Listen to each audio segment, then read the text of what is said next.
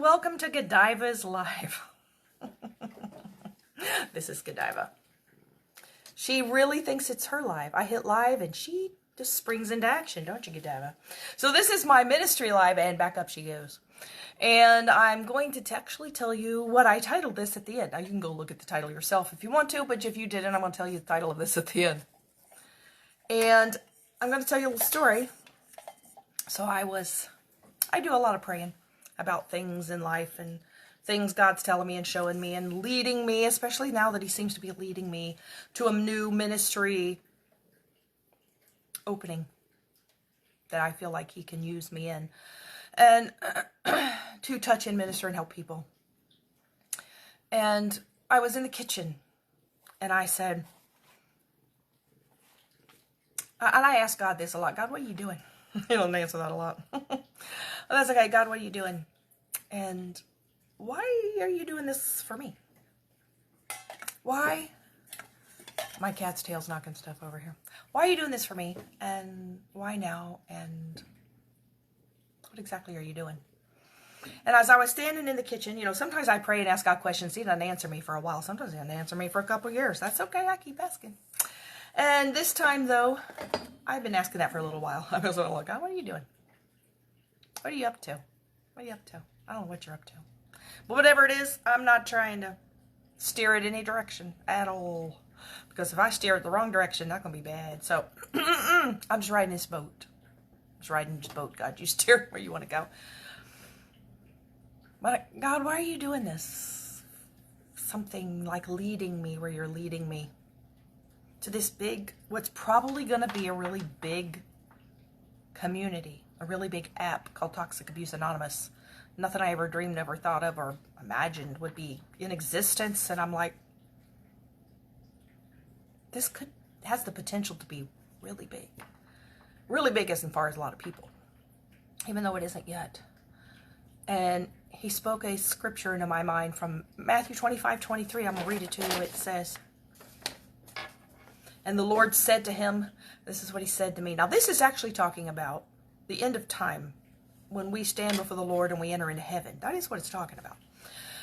But, you know, I think we can have a little measure of this on the earth as well. Our final reward, our final end comes at the end of our lives when we stand before God and he gives us our reward. And that is what this is talking about. But there's a little lesser measure of this on the earth, because he does have a kingdom here on this earth. There's also a kingdom of darkness, but there's definitely the kingdom of light as well. They're kind of at war with each other right now. I'm going to have to leave my arm up in the air because she will not quit bopping my elbow. Will you? She doesn't do this anywhere but here. This is like elbow bopping position, apparently, that I'm in.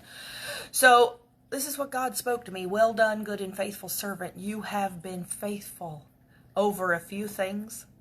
I will make you ruler over many things. He said that verse to me. Like, God, why are you doing this for me? He said, because you've been faithful over the little things I've given you. So I'm now going to give you a big thing. And I'm not looking to be any kind of ruler. You know, I'm not ruling over anybody, but a real ruler in his kingdom. A person in his kingdom. And then it says, enter into the joy of the Lord. And when he said that to me, that I can't explain how powerful. It was like he spoke that to me. It wasn't a verbal sound, but it was like a powerful feeling of, this is the path I have for you because you've been faithful. You've been faithful over just the little things that I've had you doing. Little Facebook lives, little this, little that, little things. You've been faithful on these little things. I'm about to give you something big. And I don't know what God's definition of big is. That's his definition. Might not be my definition of big. I don't know. But when he said to me, it's because you've been faithful over little things, it made me feel, I just so much that was him speaking to me. I got so excited. I was jumping up and down in the kitchen. I've never jumped up and down in the kitchen in my life, I don't think. At least not over something like that. And I'm like, man, did that hit. Man, did that hit me. You've been faithful over a few things. I'll make you ruler over many things. Then I got to looking up these other verses about people who he's done this to and for, and the things that he's done for many people. And one is Matthew 25. This is just a few verses later, 28 and 29. He's talking about the person with talents and the different people he's given talents, and the one who did nothing, and the one who gave 10, and one who gave 5, and one who gave 1. And the 10 doubled it, and the 5 doubled it, and the person with 1 did nothing. And he says, so the person in charge said, so take the talent from him, the one that did nothing. Take it from him and give it to him who has the 10 talents. For everyone who has will be given more, and he will have an abundance. So even if you just have a little bit to start with, you just have something small, he can take and give you more. Then I got to reading about all these people that he promoted to big things in the Bible that started out with nothing. They started out small. They started out in poverty. They started out worse than poverty. One is in Genesis 39:5. This is talking about Joseph in Potiphar's house. Who was Joseph in Potiphar's house? He was a slave. He was sold by his own family. His own brothers who were supposed to love him and care for him. Oh, they hated him. They were jealous of him because God was giving him big dreams.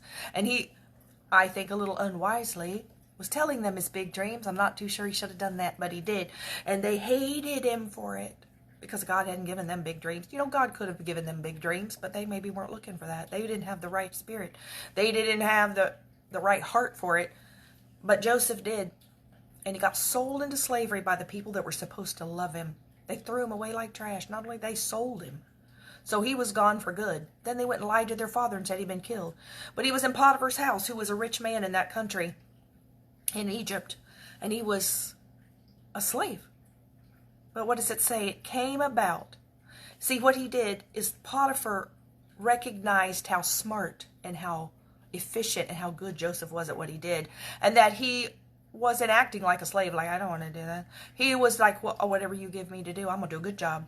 And it says, so he promoted him to the top position over all the other people. He managed his house. And it says it came about that from the time he made him overseer of his house, and over all that he owned, the Lord blessed the Egyptian's house on account of Joseph. Thus the Lord's blessing was upon all that he owned in the house and in the field. So because he promoted him, because he put him at the top of his home, God said, you've promoted a person that I love and a person that's got my heart. And he has my heart and I have his heart. And because you did it, you're going to be blessed now. Genesis 41:40. This is when the brothers came back. And he's talking, this was when he was talking to Pharaoh. So as you know, it sounded like he had a good life there. Oh, this is it. This is it. Okay, I'm missing my family, and that's really crummy, but I'm not living in poverty now. As a matter of fact, I'm in charge of all the people in this home, except the person that owns it. And then the wife wanted to have an affair with him, and he said, oh, no, I'm not going against God and doing that. And she got mad, and she accused him of it anyways. What happened? He got put in jail under false pretenses he had done nothing. Then he was in jail for a long time, and then finally he interpreted Pharaoh's dreams, and Pharaoh took him out. And listen to this. After being in jail, not only being sold into slavery, looked like he had a good position, but then, oh no, it all went south. But then he got a better position. And it said, Pharaoh says to Joseph, you shall be over my house, the palace, and according to your command, the slaves' command, all my people shall do homage. Only in the throne will I be greater than you. So in other words, he says, except for the fact that I'm on the throne, you're going to be the greatest person in this whole country. Why? Why did he do that? Because he was faithful in the slave owner's house. He was faithful in the prison. He was faithful when he had very little to do. He interpreted 2 people's dreams in that prison. And it said they put him in charge of the prison. Do you know when he was in prison? They put him in charge of the prison. Why? He had a gift from God to be able to do that. But he didn't say, I don't care about this because I'm in a stupid prison. I'm not going to do anything. He didn't do that. He said, God has me here. I'm going to be faithful in this prison. I'm going to work in this prison. I'm going to do whatever I need to do while I'm in this prison that God wants me to do. And because of it, God promoted him to the top person in the land just under the Pharaoh. And then later when his brothers came back and realized who he was, and they felt so bad. Oh, we did wrong. We did so wrong to you. We don't deserve you to pay attention to us. We feel like you should kill us. And he said to them in Genesis 45:8, now therefore it was not you who sent me here. They thought it was. We sent you here. It's all our fault. It's all our fault. We sent you here. And he said, no, you didn't. You just thought you did. It was God that sent me here. Because, we saved the known world at that time because of the famine. It was not God. It was not you that sent me here, but God. And he has made me a father to Pharaoh. I don't think I realized he said that before. A father to Pharaoh? You know what that means? Pharaoh used him for advice. An advisor. Like you'd go to your father who was older and wiser and say, what do you think about this? He's made me a father to Pharaoh. Wow. Who did he make? A godly person over an ungodly king. He's made me a father over Pharaoh and Lord of all his household and ruler over all the land of Egypt. Look at the promotion that he got. Why? He was faithful over the little things. He was faithful in the hard times. He was faithful in prison that he didn't deserve. He said, I'm still going, whatever God wants me to do here in this horrible time, I'm going to do. 1 Kings 11:28. Now this is another person that got promoted. Now the man Jeroboam was a valiant warrior. Why did he get promoted? He was a valiant warrior. And when Solomon saw that the young man was industrious, he was a worker. He appointed him over all the forced labor of the house of Joseph. Now this is another one I like a lot, and this is getting closer to what I named my live tonight. Daniel 2:48 says, the king promoted Daniel, gave him many gifts, and he made him ruler over the whole province of Babylon and chief prefect over all the wise men of Babylon. This was early on. He promoted him. Why did he promote him? It's going to tell us later. I'm going to tell you why later. Then it says a little later after that, so Daniel's been promoted. Here's some other people who got promoted. After Shadrach, Meshach, and Abednego got out of the fiery furnace, it says, then the king caused Shadrach, Meshach, and Abednego to prosper in the province of Babylon. They were there as prisoners. They were captives in that land. That wasn't in their home. They had been held. They had been kidnapped out of their land, but yet God was blessing them where they were. He promoted Daniel, and he promoted Shadrach, Meshach, and Abednego as well. Why? Because they were so faithful to him in everything. Then Daniel 5:29, this is after he interprets, remember the handwriting on the wall? After he interprets the handwriting on the wall, then the king at that time, then Belshazzar, gave orders. Daniel got more. He clothed Daniel with purple. That's only royalty wore that. Put a necklace of gold around his neck and issued a proclamation concerning him that he now had authority as the third ruler in the kingdom. It's almost like Joseph.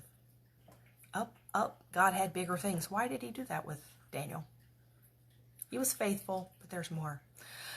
Going to get to it after the song. 2 Samuel 7:8. This is David. Now therefore, thus you shall say to my servant David. This is interesting. He's telling Samuel to tell him this. Say to my servant David, thus says the Lord of hosts, I took you from the pasture. He was just out in the field. From following the sheep. Just out in the field watching a bunch of animals. Lowest job, lowest position there was. From nothing. Nobody hardly knew he was there except his family. David, who nobody knew who David was. He was out in the field watching the sheep. They forgot him half the time. Where is your other son? Oh, he's out in the field somewhere. They kind of didn't even esteem him themselves other than he can go out and work with the sheep. We don't want to. He went to kill Goliath and he's like, how come nobody's fighting him? Let me do it. And they're like, oh, stop it. You're just a kid. Stop acting like you can go defeat that giant. We're all too scared to. You're gonna. God used him for big things. Took him out of the little things. It says, I took you from the pasture, from following the sheep to be ruler over my people Israel. Look how God promotes people. And this one is one of my favorites, Esther 2:15. And Esther, who became queen, so God could use her to save the people. Esther obtained favor in the sight of all them that looked upon her. You know, God can grant you favor in people who hardly even know her. Hardly even knew her. They don't hardly know you, but God can grant you favor when he has favor for you. And it said she obtained favor in the sight of all them that looked upon her. It didn't say they hardly knew who she was, but they looked at her and said, the favor of God's on that girl. The favor of God's on her. It was. The favor of God was on her. I'm going to sing a song, then I have 3 more verses. And this song, I was struggling to come up with what song should I sing. I don't know what song to sing. I don't have a song to go with this theme at all. So I started looking through my music, and this song, it jumped out at me. And I'm like, all right, God, that song it really doesn't have anything to do with the theme, I don't think, but I think there's somebody who needs to hear this song. So I'm going to sing this song for you. It is written by Keith Green in the 70s, I believe. And it's called My Eyes Are Dry. Interesting title, isn't it? So what this song is telling you is, if you feel like you are not in any condition to be that person that God exalts when it's time, that God blesses in a big way. Well, I'm nobody to do that. I'm not any kind of person that can receive that right now. I'm not in a good condition. You might not be in a good condition, but He can fix that too. And if you have a heart that needs to be changed, He can do that. You just have to let Him. My eyes are dry. Listen to the words of this song and let it bless you. My eyes are dry. My faith is old. My heart is hard. My prayers are cold. And I know how I ought to be alive to You and dead to me. Have you ever felt like this? My eyes are dry. My faith is old. My heart is hard. My prayers are cold. But I know how I ought to be alive to You and dead to me. Here's your question. But what can be done with an old heart like mine? Soften it up with oil and wine. The oil is You, and with Your Spirit above, wash me anew in the wine of Your love. My eyes are dry. My faith is old. My heart is hard. My prayers are cold. And I know how I ought to be alive to You and dead to me. But what can be done with an old heart like mine? Soften it up with oil and wine. The oil is You, and with Your Spirit above, wash me anew in the wine of Your love. Oh, what can be done with an old heart like mine? Soften it up with oil and wine. Oh, the oil is You, and with Your Spirit above, wash me anew in the wine of Your love.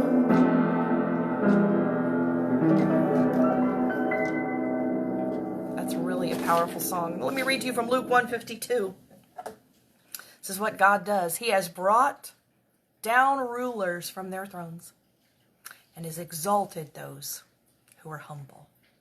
How do you get God to give you